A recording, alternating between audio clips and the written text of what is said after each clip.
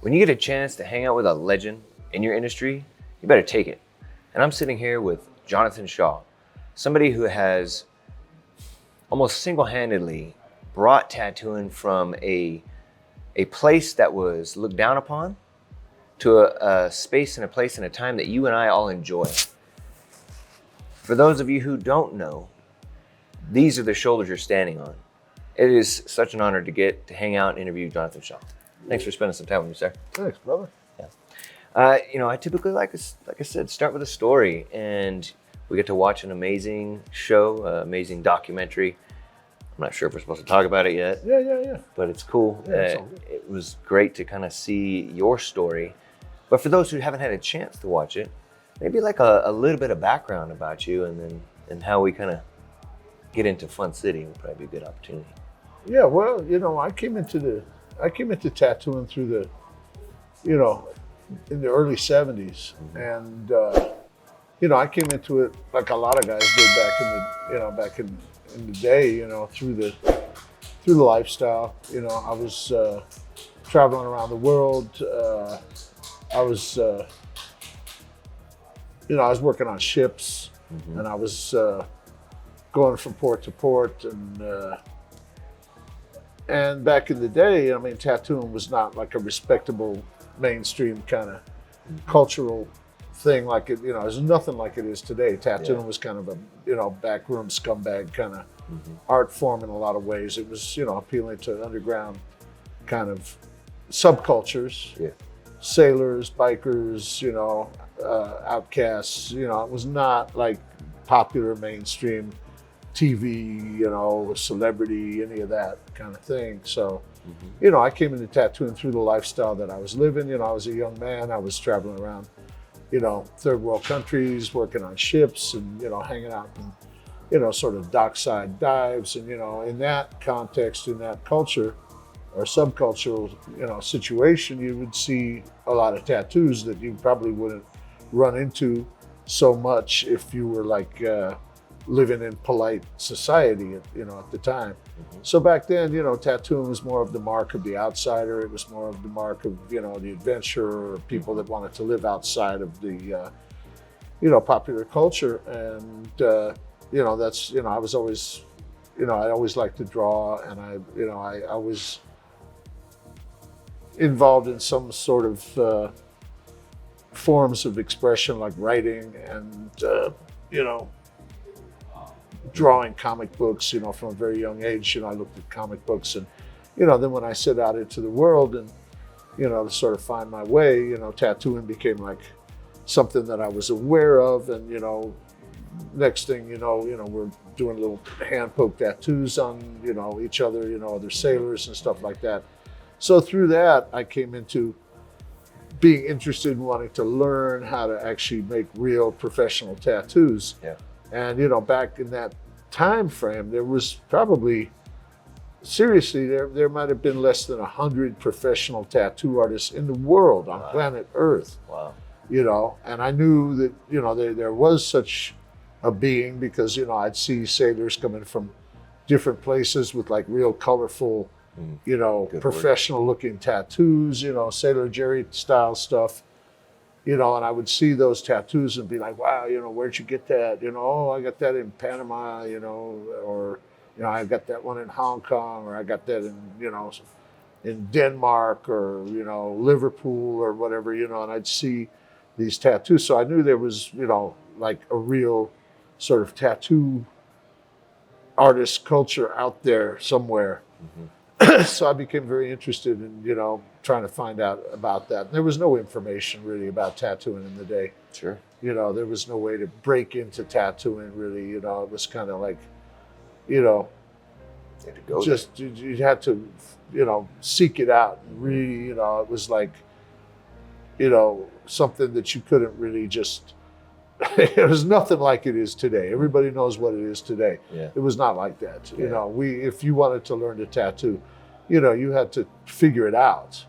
And there was a few people where I wound up in Brazil at a very early age, and there was a few other guys that were, messing around with it, and making homemade machines out of, doorbell parts or radio cassette, kind of like, a jailhouse kind of thing. Yep.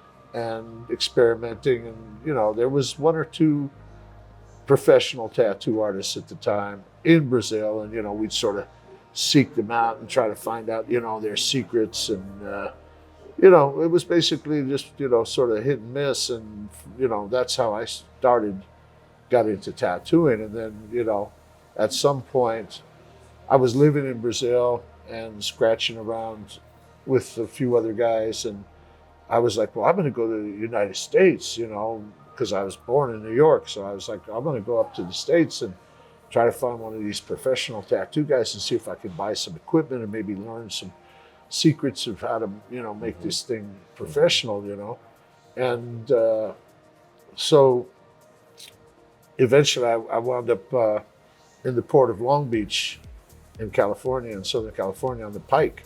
And the Pike was like this old school amusement park that used to be kind of like the Coney Island of the West Coast. Mm-hmm. And there was a lot of tattoo shops there. There was there was military bases nearby. There was Navy yards. There was, there was a port where ships would come from all over the world.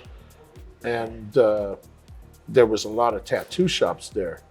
And that's where, eventually I wound up in the old Bert Grimm's tattoo shop there and, made the acquaintance of Bob Shaw, who became sort of like my role model in tattooing. And, I'd go from shop to shop and try to find out if I could buy some, tattoo ink or some machines or anything like that. And they pretty much chase you out with a baseball bat. If you showed any interest in tattooing, they didn't.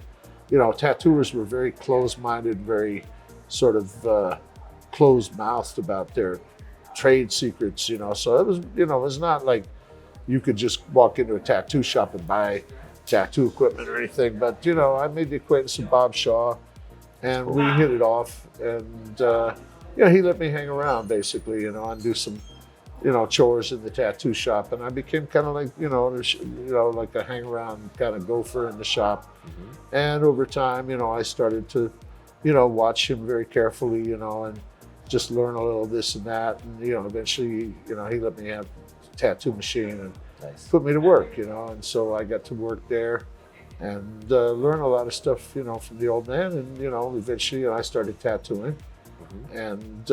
And I worked in one of his shops. And, it was kind of like on-the-job training, It was not something, it's nothing like today, where you got guys who, are reading books about how to tattoo, and then they're teaching other people how to tattoo. And next thing you know, you've got this whole, sort of ready-made world of tattooing where anybody who's got a few tattoos and they're like, oh, I could do that for a living and make money, and they're coming in and they're teaching each other. And, suddenly it's like this big free-for-all, there's nothing like that back in the day. So, this is like a whole new world to me. I've been tattooing, almost 50 years since I started. And, you got people with 2 or 3 years tattooing and they've got apprentices with, they're teaching, and it's like proliferating to a point where it's like crazy. And, if you want tattoo equipment, you don't have to build it yourself or make it or experiment with, strange elements. You just go on the computer and, order it, and they bring it to your door. And, the next day you're set up and making tattoos on all your friends. And, you got an Instagram account, and it's like, it's kind of incomprehensible in a way to people like, who came in, in the time that I did, or people that came in even before me. Yeah. We look around and it's like, what the hell is going on, I mean, and it's cool. I mean, I'm not like against it, I mean, I was kind of instrumental in starting that ball rolling many years later when I became kind of, well known as a tattoo artist. I was very public about it. I was on David Letterman's show a couple of times. I was in movies with Clint Eastwood. Mm-hmm. I was tattooing a lot of high profile kind of people like Johnny Depp and the Ramones and Velvet Underground and people like that. So I was very, once I, got my chops and I was, working as a tattoo artist for, decades, I was not, kind of underground. I mean, I was underground in one sense, but on the other sense, I was very public about it. I started the first tattoo magazine that was really dedicated to the art of tattooing. So, I put it out there, and I didn't realize at the time really, that it was going to snowball into what you see today. Yeah. But on some level, I think, whether it was intentional or not at the time, the kind of high profile work I was doing as a tattoo artist back in the day, I think somewhere I realized that, this thing was going to grow and grow. So, now that I see what it's grown into, it's, it's baffling on some levels, but on some other level, it's like I'm kind of happy to see it, taking its own course and becoming whatever it's meant to be, and there's a lot of really great talent coming into tattooing. There's amazing artists, I mean, some of the older guys, and also some what I consider newer guys, which is kind of almost everybody. Sure. But there's a lot of talent, and it's a great thing. On the other hand, it's a double-edged sword in the sense that there's a lot of people that come into it just for money and glory and sort of laziness, and they don't really care much about the history or the the culture or the traditional, the traditions, or they're not in love with it like we were. Maybe they're not obsessed with knowing all about it like we were.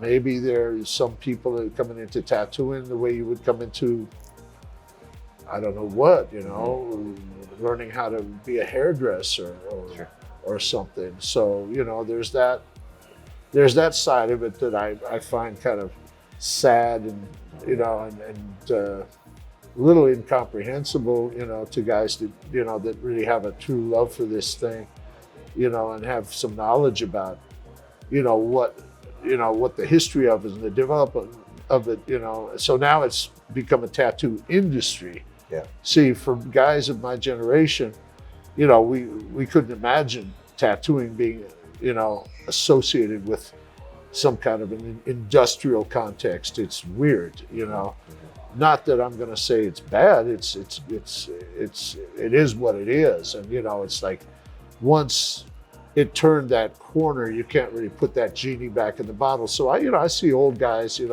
from my generation or even before my generation, and some of them seem a little bitter. They're like, these fucking kids, can I cuss here?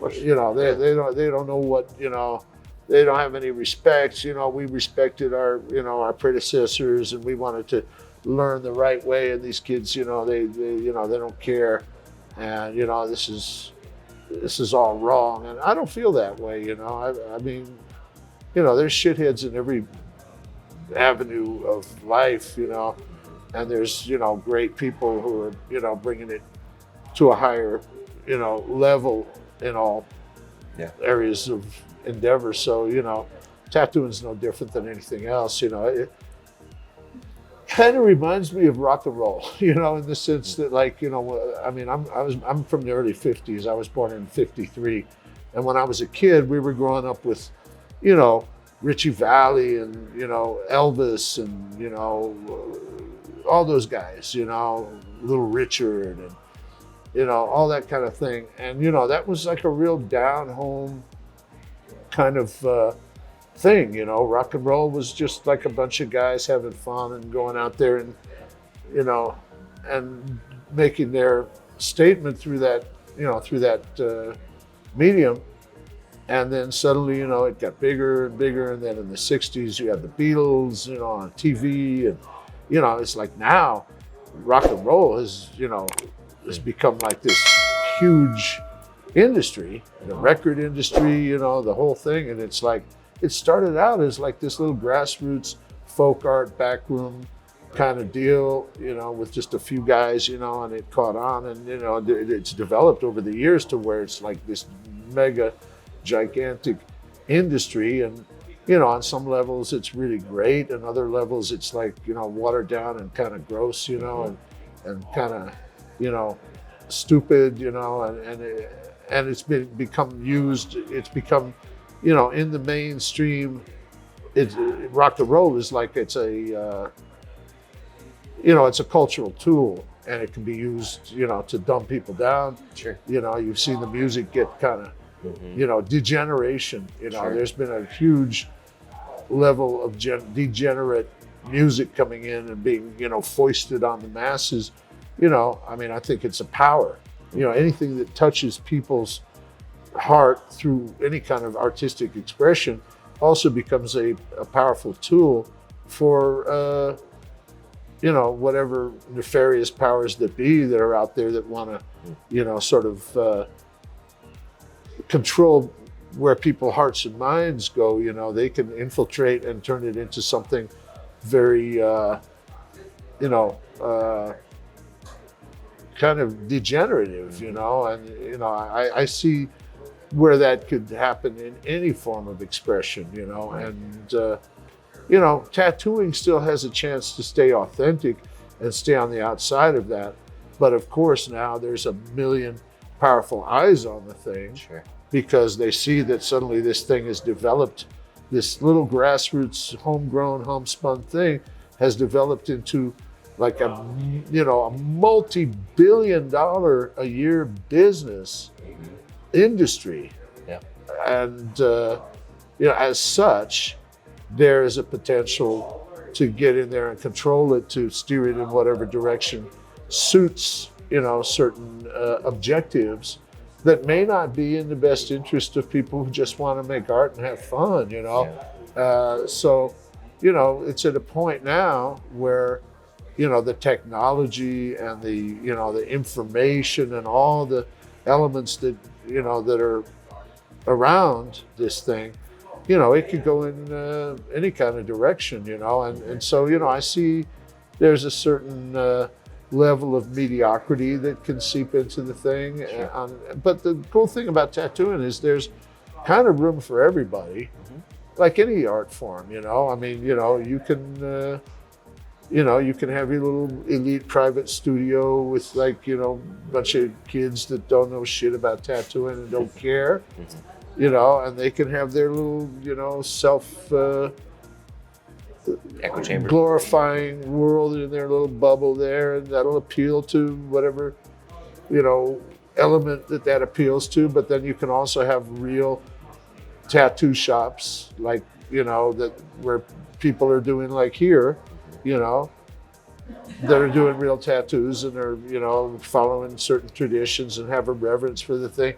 There's kind of an ass for every seat in here, so I see it as kind of like this thing that, there's room for everybody, and it's going to take whatever direction, things take. And, I have no bitterness about that at all. I think it's wonderful. I think it's, it's magical. It continues to be, an inspiring, magical thing. And for me, it's really great because, it's kind of like, I kind of retired from tattooing like 20 something years ago, so that I could just move back to Brazil and spend my time writing books. I needed to, just step away from it and write. I was always a tattoo man at heart, but I stopped, working as a full-time tattoo artist, and I moved to South America and just basically, hung out by myself and wrote a bunch of books just to get a perspective of my life and about, where I'd been and where I might want to be going. And, so I stepped away from it all that time. And when these books started getting published, then that generated the interest of filmmakers.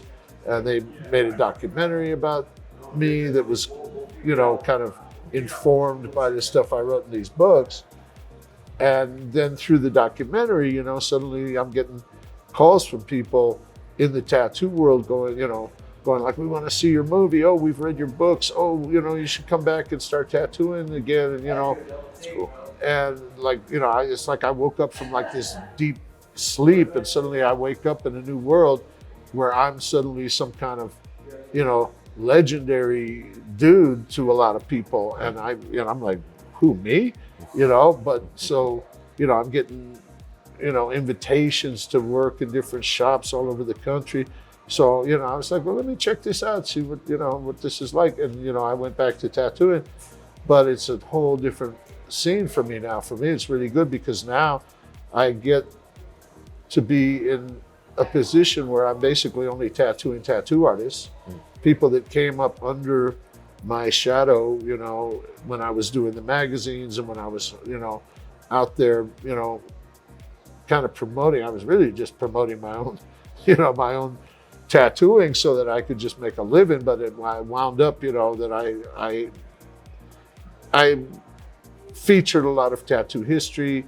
I interviewed a lot of very important people in the tattoo, you know, lineage, and I offered a lot of history to these new generations through the magazines that I was making.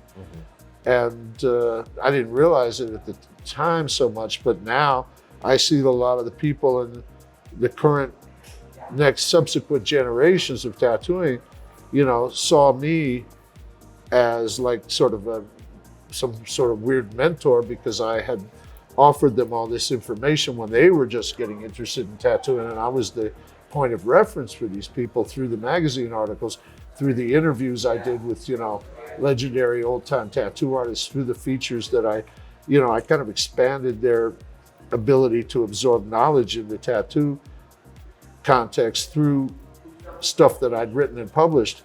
And now they all see me as like, you know, some kind of, you know, guru or some shit, you know. And the cool thing about that is I just get to come out and tour around and interview and interact with people that, you know, really love tattooing, and I get to tattoo them and just do, you know, the kind of tattoos that I'm known for, the stuff that I like to do, without having to deal with, you know, just everyday knuckleheads that walk in the tattoo shop and they're like, oh, I want a little thing, you know. It's like, no, now I'm basically traveling around the country tattooing tattoo artists and enjoying their company and getting to meet cool people and making new friends and seeing some old friends. And suddenly it's like, wow, you know, this is pretty cool. I never thought I would come back to tattooing and find it, you know, changed in a way that was like awesome and positive. So, you know, I'm very happy with what I see, even though I know there's probably elements to that that are probably not so cool. But I'm not, you know, somebody that's going to sit around and be like, you know, they ruined it. You know, I don't believe that way. You know, I think, you know, everything takes its course in evolution as it's supposed to. And, you know, things will sort themselves out as, you know, one way or the other. And I have no control over that. I'm just enjoying the ride. So, you know, that's pretty much my little spiel. Well, I swear, Jonathan, you're like a mind reader because you just literally answered every question I had throughout your entire monologue there. So, I mean, like I said, really, literally, I couldn't even think of any questions other than. Well, I like more like the Joe Rogan style. Like I used to do interviews. I've been on both sides of the interview thing. When I was doing the magazine, I would go and interview these old timers, you know, and then later, you know, as I got to be more well known, you know, I'd sit there and be interviewed. And I learned very early on that the best kind of interview is just, you know, just let somebody go. And, you know, that's why Joe Rogan's so popular, you know, because it's not an interview. It's more of a conversation. And once in a while, he'll steer it in a certain direction where he wants to go. But it's always very human and very spontaneous. And it's not like, so what do you think about, you know? So, you know, that's the kind of. Well, that's it. Everything I was wanting to ask you answered. You know, one thing I would say that you talked about how it was difficult to get in the industry back in the day versus today. Well, it wasn't even called an industry back in the day. Yeah. The idea, if you even called it an industry back in the day, people would just look at you like, what the fuck are you talking about, you know? You might call it a business, the tattoo business, but the idea of an industry, you know, when you think industry, you know, when I think industry, I'm thinking like, you know, General Motors or, you know, fucking, you know, whatever, you know. Meaning it was difficult to get into, so you appreciate it much more. And at, you know, this current part in your life, you still love it. You're still passionate about it. Still traveling around, you said driving 12, 14, 15 hours just to get to another spot and then get to tattoo some more artists, you know, which you're getting this resurgence, this renaissance, this reinvigoration of appreciation for our mentors. And as you're getting this attention, like what are some of the questions that you're answering them? Like when they're asking about their career or like I'm sure you're offering, like you said, guru advice to some of them. Not really. I mean, I'm just, Being you. I'm just another bozo on this bus, I mean, that's how I see myself. At the same time, yeah, I'm starting to realize I've got a lineage and history in this industry that most people, can't even believe. Like people will be like, so, they'll ask me these kind of questions, like, oh, what was it like, and so, it's basically, they really don't know. And there's people that would like to know, what was it like when you couldn't get tattoo equipment? What did you have to do? We had to make needles, we had to make, pigments, we had to mix stuff, we had to, figure out how to run a machine and what would you do if the thing breaks, and, all that kind of stuff. A lot of people today don't know that, and then there's people, from who there's like different levels. There's people with like, 30 years in, and they caught the tail end of the thing. And then there's 20 years people, and they caught the tail end of it. And then you've got people that 10 years and all they know are stories about how it was. They never actually experienced that world. But, if they're interested, they can watch, movies, and they can read books about it, so there's a big learning curve, but then you've got people that are just coming in and they've got their mentors. We didn't have that back in the day. I mean, it was, for me, it was like one day Bob just, I was sweeping the floor, and I'd been watching him for months, and one day he just handed me a tattoo machine and said, put a rose on that guy, And I'd just be like, okay, I was on the job training, next thing you know, I'm doing 10, 15 tattoos a day. Yeah. And, that's how it was back in the day. So now you've got mentors who are explaining everything to people, and it's a different kind of deal, I think through that, like you said, 10, 15 tattoos a day, on the job training, ingrained it into your nervous system to where you're still able to, I mean, how old are you, Jonathan? I'm 70. Wow. I mean, you don't look it, great job. Thank God. But you're still in there cranking out tattoos. Well, I'll tattoo 15, 16, 18 hours a day now because, I've been away from it for so long that I'm kind of, I just want to, plus I'm getting the opportunity to do the kind of work I like to do. So it's not an effort. It's really not a chore for me to, when a tattoo artist comes to me and goes like, I've got all these spaces between all these, NASCAR looking tattoos I've got, I want to fill it in, and they know what I do, I just, stylistic tribal. I just do like this wild style kind of, spontaneous stuff that I do, and, they like the look. And so it's a joy for me to just be able to sit down and just pick up a machine and just make my art on these people without having to, have anybody micromanaging, or, art directing me. They know what I do, they like it, and they just sit down and give me some skin and let me work and make something that's going to make them happy. Yeah. And that I'm happy about, and it's just all, all good, That's cool.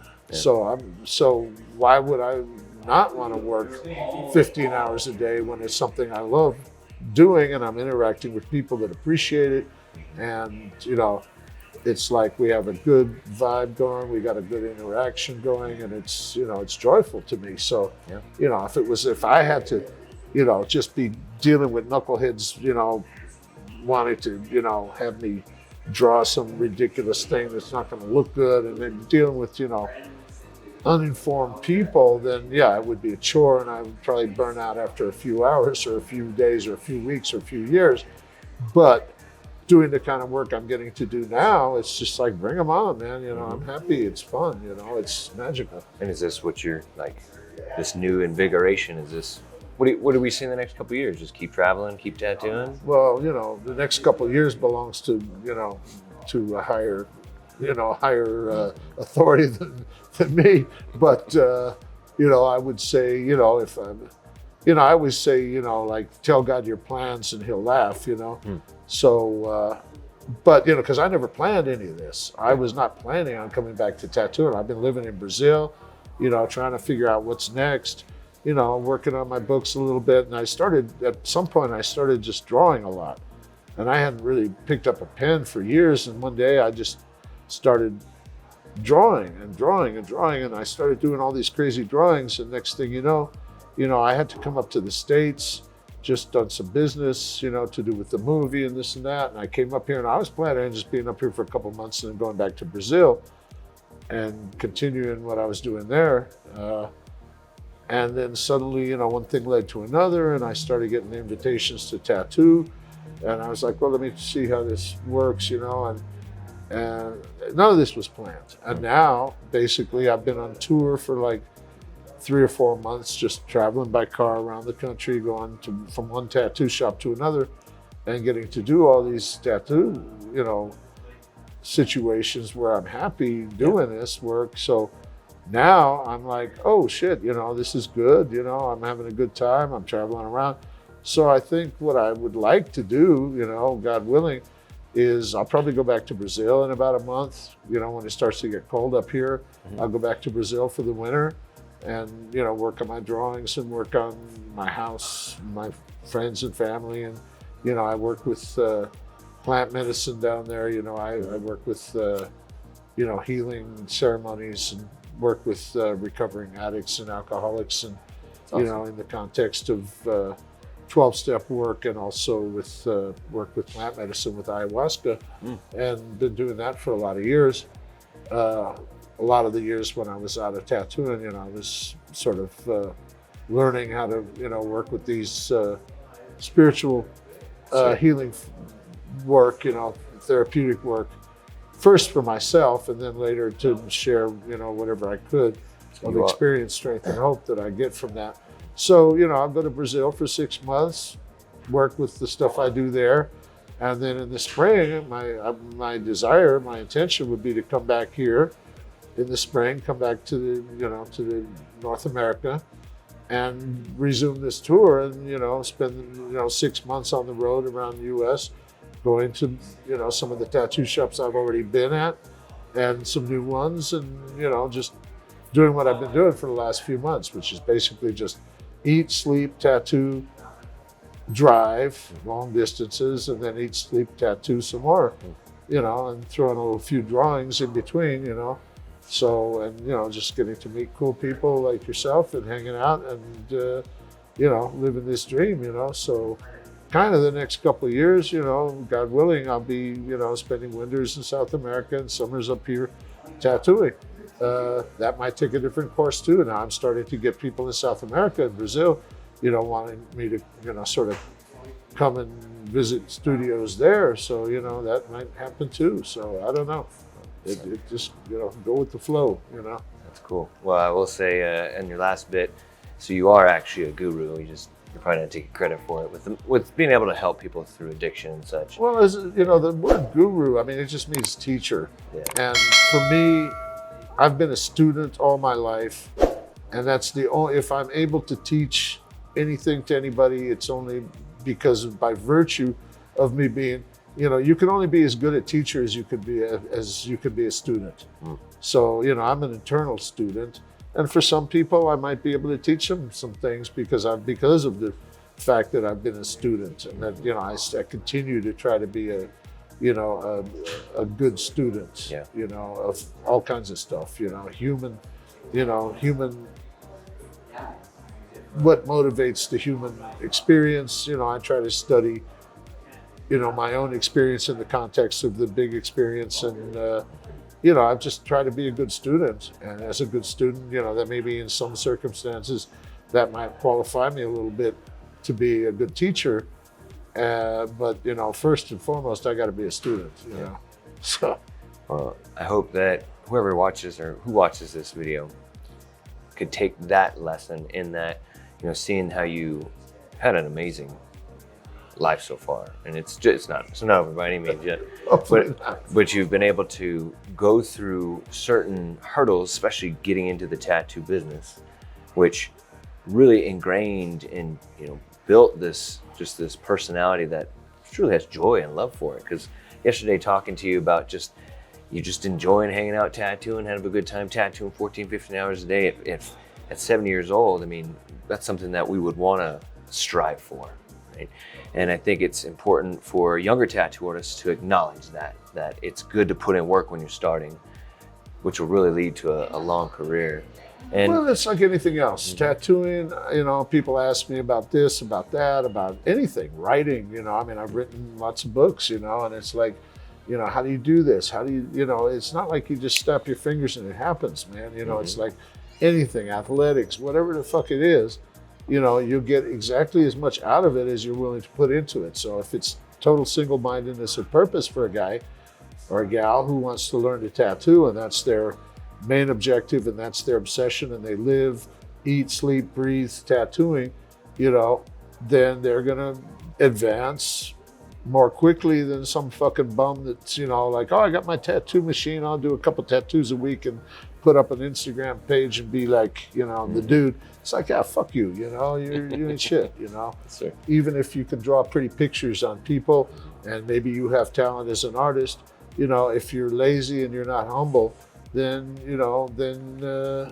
life is going to walk all over you, and I had to learn that lesson by getting my ass stomped, many times in life, and so, I try to stay humble. I try to stay right sized with what I'm doing and not be, arrogant or boastful, because, that's just opens the gates to hell, and I know that from personal experience as a recovered drug addict and alcoholic. I had to eat shit and die 1,000 deaths, to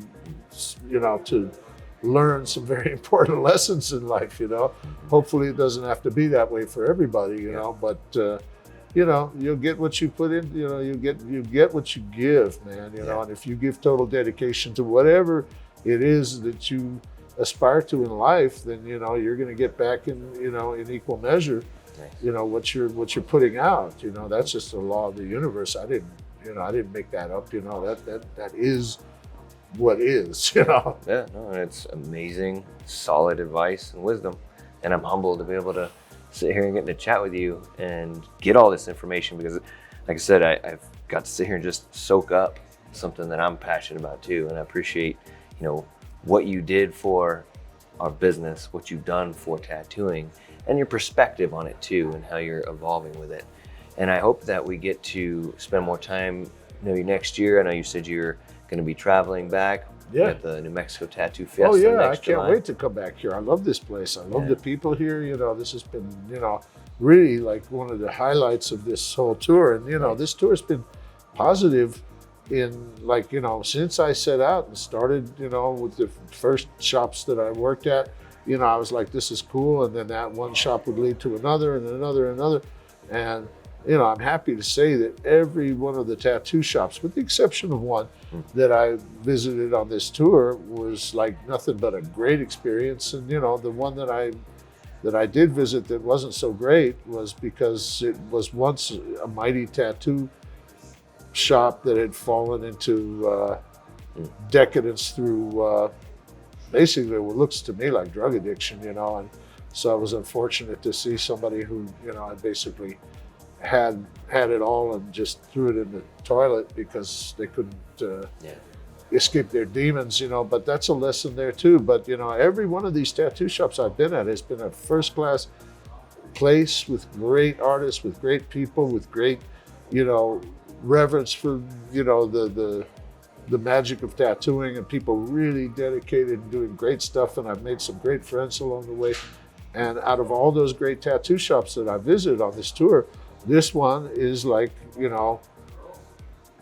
ranks with the best, I mean, it's an amazing place. And, I would certainly want to come back and revisit all the places I've been, because I've seen, just amazing stuff going on. And it's been, like humbling and, and informative and fun for me. So, I can't wait to come back here. Awesome. I want to give a shout out. We're at Por Vida Bel Cisneros Tattoo Shop, which is an amazing studio. So you got to come check it out. Por vida, cabrones. Really. Well, I know you're busy tattooing, so I stole some of your time.